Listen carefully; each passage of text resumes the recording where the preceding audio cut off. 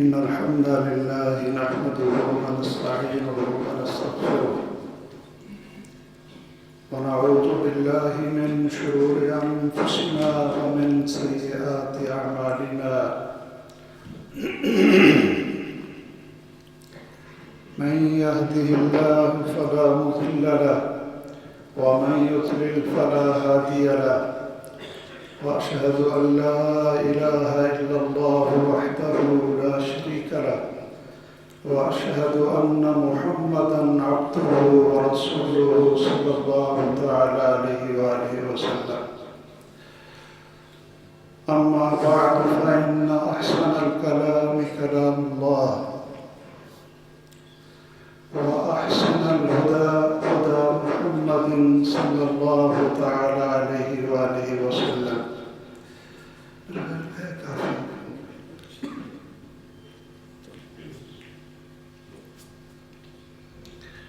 أما بعد فإن أحسن الكلام كلام الله وأحسن الهدى هدى محمد صلى الله تعالى عليه وآله وسلم وشر الأمور محدثاتها وكل محدثة بدعة وكل بدعة ضلالة وكل ضلالة في النار اللهم صل على محمد وعلى آل محمد كما صليت على إبراهيم وعلى آل إبراهيم إنك حميد مجيد اللهم بارك على محمد وعلى آل محمد كما باركت على إبراهيم وعلى آل إبراهيم إنك حميد مجيد أما بعد احباب گرامی اور قابل صد احترام بہت ہی محترم سامعین، میں نے پچھلے خطبے سے یہ ارادہ کیا تھا کہ نماز کا ترجمہ جو ضروری ہے وہ آپ حضرات کو یاد کرنا چاہیے، اس لیے کہ اللہ عز و جلال نے فرمایا ہے ان الصلاۃ تنہی عن الفحشاء والمنکر، کہ نماز برائی سے، بے حیائی سے روکتی ہے۔ اب وہ نماز روکتی ہے کہ جو واقعتاً نماز ہو، ورنہ آپ ایسے نماز بھی دیکھیں گے کہ جو کسی کا مال بھی کھاتے ہیں اور کسی کا حق مارتے ہیں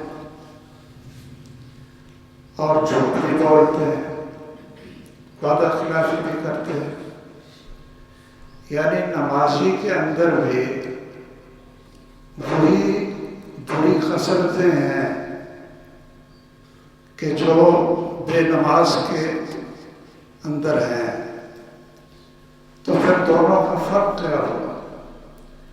اور اللہ تعالیٰ فرماتے ہیں کہ ان الصلاۃ تنہی عن الفحشاء والمنکر، کہ نماز تو برائی سے، بے حیائی سے روکتی ہے۔ اصل میں وہ نماز برائی اور بے حیائی سے روکتی ہے، ایک تو سنت کے مطابق ہو، جو رسول اللہ صلی اللہ تعالیٰ علیہ وسلم نے طریقہ بتلایا ہے، صلوا کما رأیتمونی اصلی، اس طرح نماز پڑھو جس طرح مجھے دیکھتے ہو کہ میں نماز پڑھتا ہوں۔ تو نماز کا طریقہ وہ ہو جو رسول اللہ صلی اللہ تعالیٰ علیہ وسلم کا طریقہ تھا۔ اور دوسری خصلت یہ ہونی چاہیے کہ آدمی کو پتہ ہو میں کیا پڑھ رہا ہوں. یہ چیز اس کے اندر بہت سی کمی ہے ہم سب میں، کہ ہم جب نماز پڑھتے ہیں تو ادھر ادھر کے خیالات، ادھر ادھر کا حساب کتاب اور سارے دن کے جو بھی پریشانیاں ہوتی ہیں وہ ہم نماز کے اندر سوچتے ہیں. اگر ہمیں نماز کا ترجمہ آتا ہو تو پھر ہماری توجہ نماز کی طرف ہوگی کہ اللہ ذوالجلال کیا فرماتے ہیں. اللہ ذوالجلال تو سورۃ الفاتحہ کی ہر آیت کا جواب دیتے ہیں، اور ہمیں پتہ ہی سورۃ الفاتحہ کی ہر آیت کا اللہ ذوالجلال جواب دیتے ہیں. جیسا کہ حدیث قدسی ہے کہ اللہ ذوالجلال نے فرمایا ہے انی قسمت الصلاۃ بینی و بین عبدی. اللہ تعالیٰ فرماتے ہیں کہ میں نے نماز کو اپنے اور بندے کے درمیان تقسیم کر لی ہے، آدھی میرے لیے ہے اور آدھی میرے بندے کے لیے ہے. اب یہاں اگر تھوڑا سا آپ غور کریں کہ آپ اللہ ذوالجلال سے یہ نقل کر رہے ہیں کہ اللہ تعالیٰ نے فرمایا کہ میں نے نماز کو تقسیم کیا ہے، اور نماز سے مراد یہاں کیا ہے؟ سورۃ الفاتحہ. پتہ چلا کہ نماز سورۃ الفاتحہ ہے. نفل ہوں، فرض ہوں، نمازی اکیلا نماز پڑھ رہا ہو، جماعت کے ساتھ ہوں، پڑھا رہے ہوں، پیچھے مقتدی بنے ہوئے ہیں، اور اسی طرح جس کو بھی نماز کہتے ہیں، نفل کو، تہجد کو، صلاۃ جنازہ، اس کا نام بھی نماز ہے. صلاۃ جنازہ جو پڑھی جاتی ہے یہ بھی نماز ہے. اور سورۃ الفاتحہ کے بغیر کوئی نماز نہیں. تو وہ جنازہ جس میں سورۃ الفاتحہ نہ پڑھی جائے وہ جنازہ نہیں، وہ جنازہ نہیں ہے. وہ عام دعائیں جو ایک دعا عام لوگوں کو یاد ہوتی ہے وہ تو پڑھ لیتے ہیں، لیکن سورۃ الفاتحہ یہ ہر نماز کا رکن ہے جس کو نماز کہتے ہیں.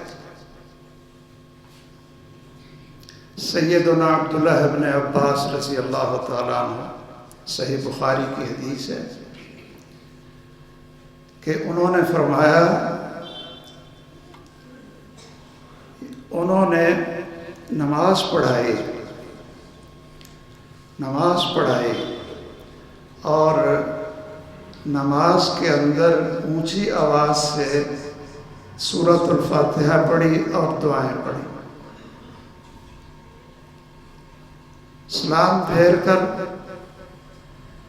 جنازے سے سلام پھیر کر عبداللہ ابن عباس رضی اللہ تعالیٰ عنہ نے فرمایا کہ لوگوں، میں نے اس لیے یہ اونچی سورۃ الفاتحہ پڑھی ہے لِتَعْلَمُوا أَنَّهَا سُنَّةٌ، تاکہ تمہیں پتہ چل جائے کہ جنازہ پڑھانے کا مسنون طریقہ اور محمد الرسول اللہ صلی اللہ علیہ وسلم کی سنت کے مطابق وہ کیا ہے.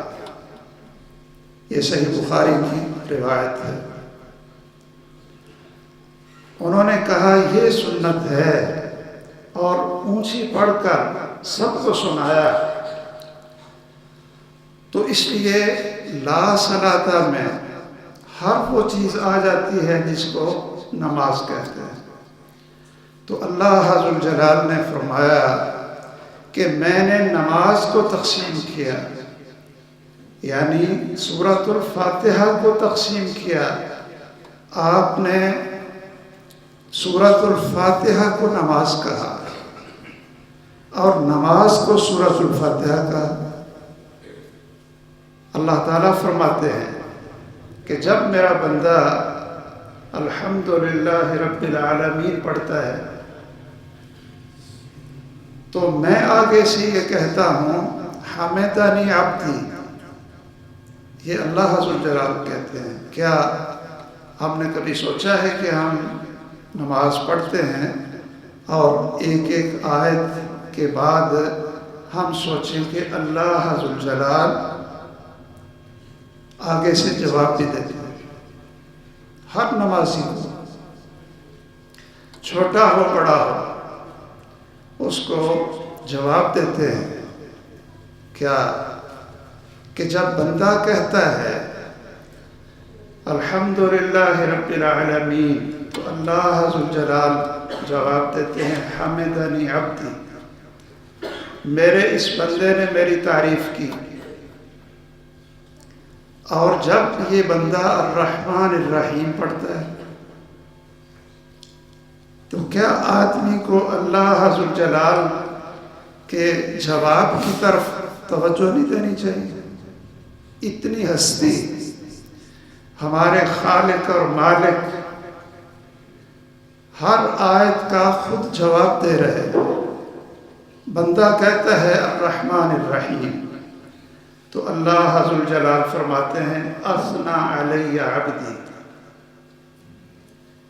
ہمارے اصل میں کان باقی چیزیں تو سنتے ہیں، لیکن جو اللہ ذو الجلال کی طرف سے پیغامات ہیں یہ شاید ہم نہیں سنتے۔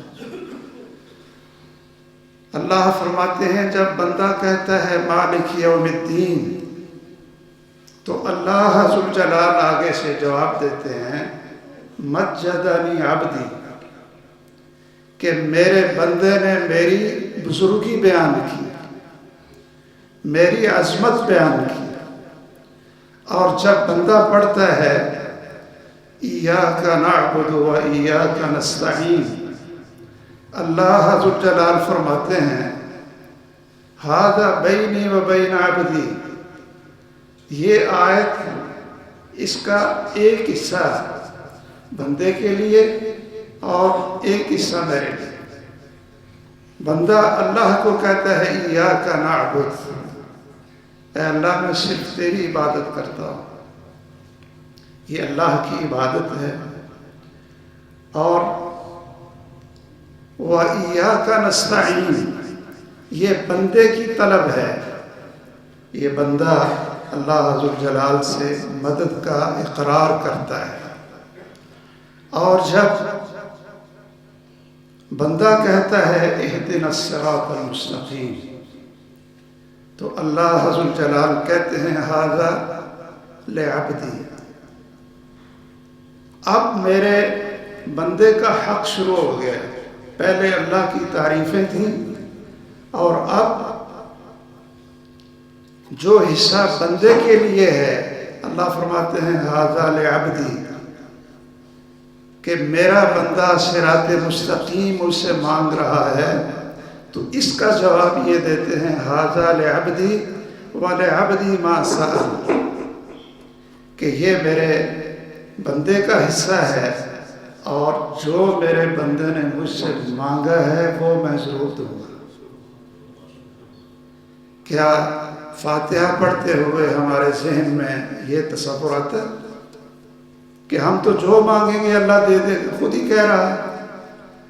اور جب غیر المغضوب علیہم صراط الذین انعمت علیہم غیر المغضوب علیہم ولا الضالین، اللہ تعالیٰ فرماتے ہیں جب میرا بندہ یہ آیت پڑھتا ہے تو اللہ فرماتے ہیں ھذا لعبدی، یہ بھی میرے بندے کی طلب ہے، وَلِعَبْدِي مَا سَأَلَ، اور جو میرے بندے نے مجھ سے مانگا ہے وہ میں نے اس کو دے دیا ہے۔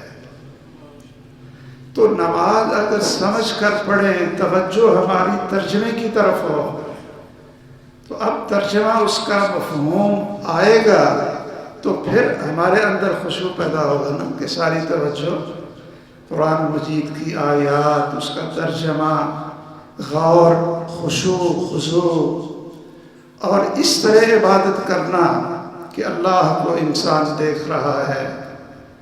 اور اگر یہ درجہ نہ مل سکے تو پھر یہ تو کم از کم سوچ لو، جب اللہ اکبر کرنے لگے ہیں سوچ لو کہ اللہ تعالیٰ دیکھ رہے ہیں، اور میں فرض یا نفل نماز پڑھنے لگا ہوں، اللہ تعالیٰ دیکھ رہے ہیں، میری ہر بات کا جواب دے رہے ہیں۔ تو انسان کی کتنی بڑی عظمت ہے کہ جس کے لیے ہر آیت کا جواب اللہ عز و جلال خود دے رہے ہیں اپنے بندے کے لیے، تو اس بندے کی عظمت کتنی ہے۔ اس لیے نماز سنت کے مطابق ہو اور طریقہ رسول اللہ صلی اللہ علیہ وسلم کا ہو، اور نماز کا ترجمہ آتا ہو، پوری توجہ خشوع خضوع کے ساتھ 2 رکعت پڑھ کر بھی آپ سلام پھیریں گے تو اللہ عز و جلال گناہوں سے اس طرح پاک اور صاف کر دے گا جیسے آج ہی یہ بچہ پیدا ہوا، یہ آج ہی پیدا ہوا ہے، اس کا کوئی گناہ نہیں ہے، اور اس کے لیے جنت کھول دی گئی ہے، جنت کا دروازے کھول دیے گئے ہیں۔ جب یہ اللہ کے پاس جائے گا تو اللہ اس کو جنت عطا فرمائے۔ کتنی عظمت ہے بندے کی۔ اس لیے یہ ترجمہ ذرا ہم گزرتے ہیں، اور آپ بھی اس کو یاد کریں، بچوں کو یاد کروائیں، تمام نمازیوں کو یاد کروائیں۔ بسم اللہ الرحمن الرحیم، اللہ کے نام کے ساتھ جو بہت رحم کرنے والا مہربان ہے اللہ۔ اگر اللہ عز و جلال کی رحمت انسان سوچنا شروع کر دے کہ اس کے ایک ایک لمحہ اس کی زندگی یہ اللہ عز و جلال کی رحمت سے چلتی ہے، کہ انسان اللہ تعالیٰ کو کبھی نہ بھولے، اس کو یاد رکھے، اور انسان کے جتنے بھی کام ہیں یہ سب اللہ عز و جلال کی رحمت سے چل رہے ہیں، اور مفت اللہ عز و جلال نے ہمیں دیے۔ جسم کے اعضاء آپ سوچ لیں کہ یہ ڈھانچہ جو انسان کا ہے کتنا خوبصورت بنایا ہے۔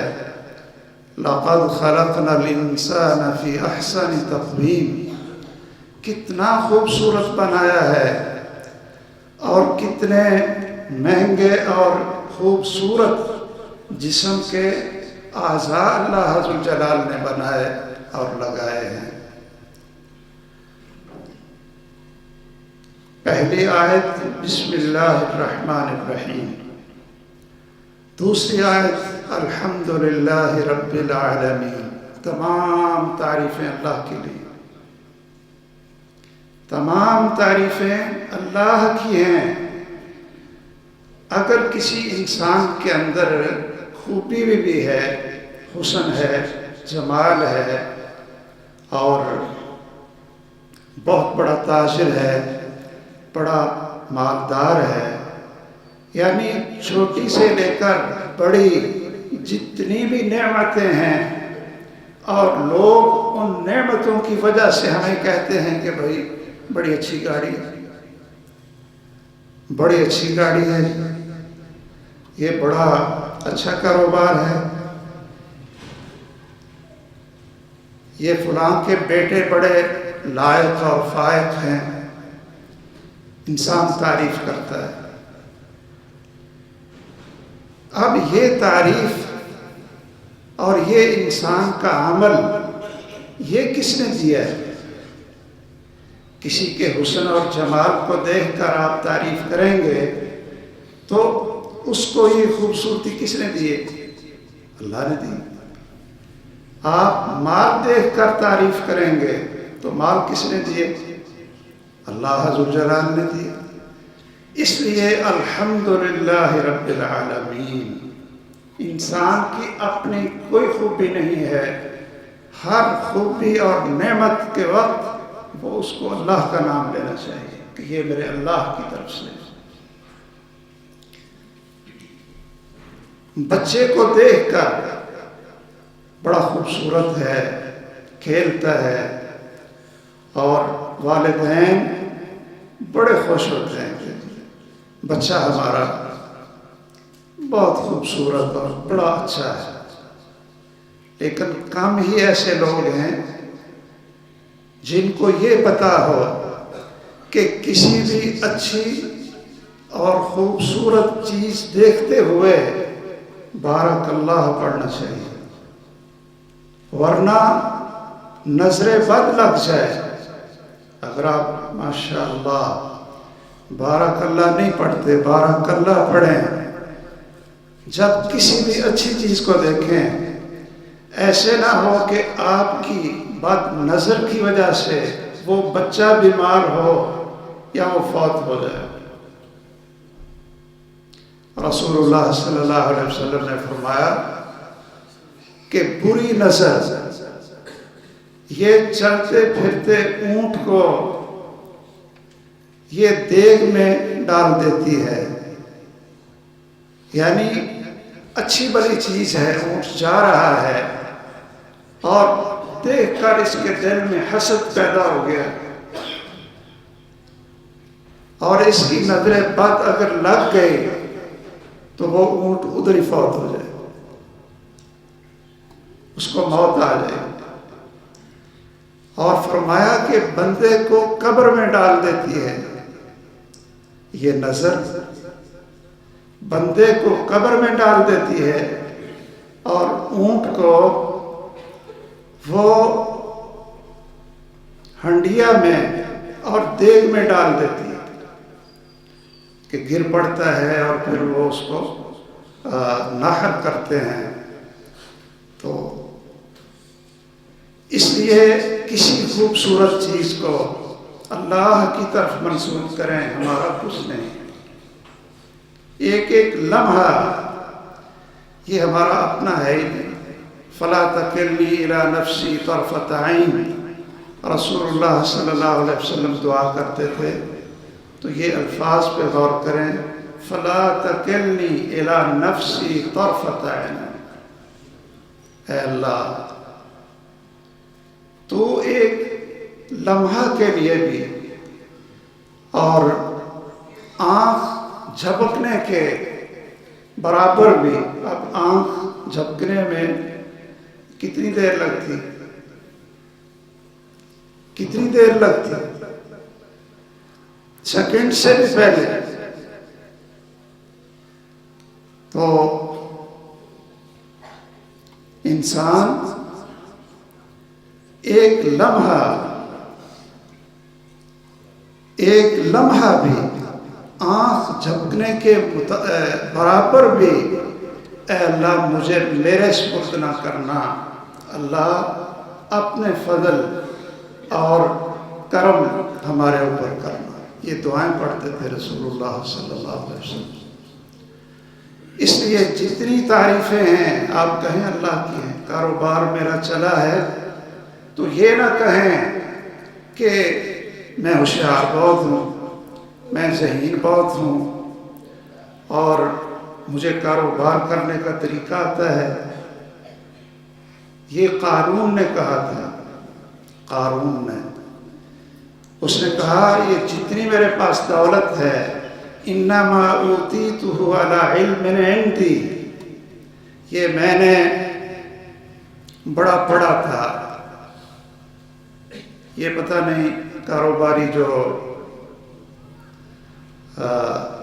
موضوعات ہیں وہ نئے نئے ہیں، پتہ نہیں BBA یہ ہے کوئی اور ہے، آدمی PhD بھی کرتا ہے کاروبار میں، تو وہ اگر یہ سمجھے کہ یہ سارا کچھ میری ذہانت کی وجہ سے ہے اور رات دن میری محنت کی وجہ سے ہے، تو یہ وہ قارون کی بات ہے کہ جس کو اللہ ذوالجلال نے اس کے خزانے کی چابیاں اور اس کا خزانہ اس کے سر پہ رکھا اور زمین کے اندر اس کو دھنس دیا، اور جب لوگ صبح اٹھے تو دیکھا کہ وہاں تو نام و نشان نہیں تھا۔ انما اوتیتہ، قارون نے کہا تھا جی میں سارا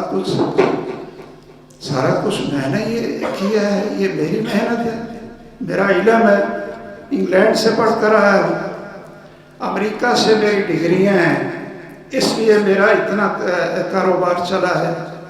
یہ قارون کا جملہ ہے، اور اللہ ذوالجلال نے اس کی ہر چیز کو تباہ کر کے اس کے سر پر رکھا اور کہا لاؤ وہ کہاں چیزیں ہیں کہ جو آپ کا ذہن اور آپ کی ڈگریاں اس کی وجہ سے آپ کما رہے ہیں۔ الرحمن الرحیم، بہت رحم کرنے والا، بڑا مہربان ہے۔ مالک یوم الدین، قیامت کے دن کا مالک ہے۔ آگے پھر بندے کی گزارش، ایاک نعبد و ایاک نستعین، بندگی اللہ کی ہے اور ہم جو بھی کام کرنا چاہتے ہیں وہ اللہ ذوالجلال کی طرف سے ہوگا۔ وَإِيَّاكَ نَسْتَعِينُ، اهدنا الصراط المستقیم، اے اللہ مجھے سیدھے راستے پہ چلائیے۔ انسان کی جب تک زندگی ہے، جب تک اس کو موت نہیں آتی، اس کا ہر لمحہ صراط مستقیم پر ہونا چاہیے، اس لیے کہ موت کا ہمیں پتہ نہیں۔ جب موت آئے تو ہم صراط مستقیم پر ہوں، اور صراط مستقیم کوئی ہر آدمی یہ سمجھے کہ جو میں کرتا ہوں یہ بھی صراط مستقیم، قبروں پر سجدے کرتا ہوں یہ بھی صراط مستقیم ہے، اور غیر اللہ کو پکارتا ہوں وہ کہے یہ بھی صراط مستقیم ہے۔ اللہ نے فرمایا کہ نہیں، صراط الذین انعمت علیہم، وہ راستہ اے اللہ میں مانگ رہا ہوں جن پر تو نے انعام کیا تھا، انبیاء کا راستہ وہ ہے الصراط المستقیم، صدیقین کا راستہ اور شہداء کا، اولیاء اللہ کا، صالحین کا، یہ راستہ اللہ مجھے عطا فرما۔ اور یہودی اور عیسائی والضالین اور جتنے گمراہ ہیں، اللہ ہم ان کے طریقے پر نہ چلیں۔ یہ صراط مستقیم یہودیوں اور عیسائیوں کا راستہ نہیں ہے، وہ تو اندھیرا ہی اندھیرا ہے، اور پھر آدمی آمین کہتا ہے، اگر جہری نماز ہے تو پھر اونچی آواز سے آمین کہے، اور اگر سری نمازیں ہیں ظہر اور عصر کی تو پھر وہ آہستہ آمین کہے، اور سارے آمین کہیں اے اللہ اس کو قبول فرما۔ اور اللہ ذوالجلال فرماتے ہیں وَلِعَبْدِي مَا سَأَلَ، میرے بندے نے جو مانگا ہے وہ میں نے اس کو عطا کر دیا ہے۔ اللہ ذوالجلال ہمیں توفیق دے کہ ہم پورے قرآن کو سمجھیں، اور خصوصاً نماز کا ترجمہ کہ جو ہم 5 دفعہ اللہ کے سامنے حاضر ہوتے ہیں اور سب سے زیادہ تلاوت سورۃ فاتحہ کی ہوتی ہے، اس کے ترجمے پر غور کریں۔ اللہ تعالی ہمارا سینہ کھول دے اور ہماری ایک ایک رکعت ضائع نہ ہو بلکہ بخشش اور جنت کا سبب بنے۔ آمین وآخر دعوانا ان الحمدللہ رب العالمین۔ ان الحمد للہ نحمده ونستعینه ونستغفره ونعوذ بالله من شرور أنفسنا ومن سيئات أعمالنا من يهده الله فلا مضل له ومن يضلل فلا هادي له وأشهد أن لا إله إلا الله وحده لا شريك له وأشهد أن محمدًا عبده ورسوله صلى الله تعالى عليه وآله وسلم أما بعد جن